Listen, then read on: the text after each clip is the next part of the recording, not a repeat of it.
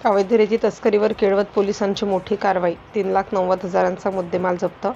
मध्य प्रदेश राज्यातून महाराष्ट्रात अवैधरित्या रेतीची चोरटी वाहतूक करणाऱ्या एका आरोपीला केळवद पोलिसांनी रंगेहात पकडले असून त्याच्याकडून 3,90,000 रुपयांचा मुद्देमाल जप्त करण्यात आलाय. या कारवाईमुळे परिसरात अवैध धंदे करणाऱ्यांचे धाबे दणाणले आहेत.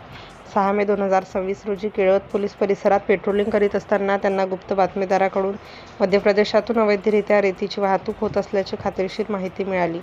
या माहितीच्या आधारे पोलिसांनी सापळा रचून नाकाबंदी केली. नाकाबंदी दरम्यान महिंद्रा कंपनीचा ट्रॅक्टर क्रमांक MH40BE2172 विना क्रमांकाच्या ट्रॉलीसह येताना आढळला.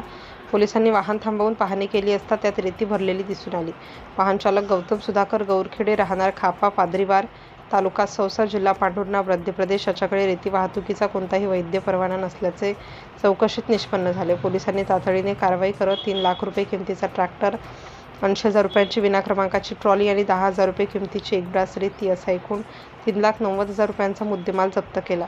सदर आरोपीविरुद्ध केळवद पोलीस ठाण्यात भारतीय न्याय संहिता कलम 303(2), महाराष्ट्र जमीन महसूल संहिता कलम 48(7), खाण खनिज अधिनियम कलम 4(21) तसेच सार्वजनिक मालमत्तेचे नुकसान प्रतिबंध अधिनियम कलम 3 अन्वये गुन्हा दाखल करण्यात आला. केळवद पोलिसांच्या या धडक कामगिरीचे परिसरात कौतुक केले जात असून पुढील तपास पोलीस करीत आहेत.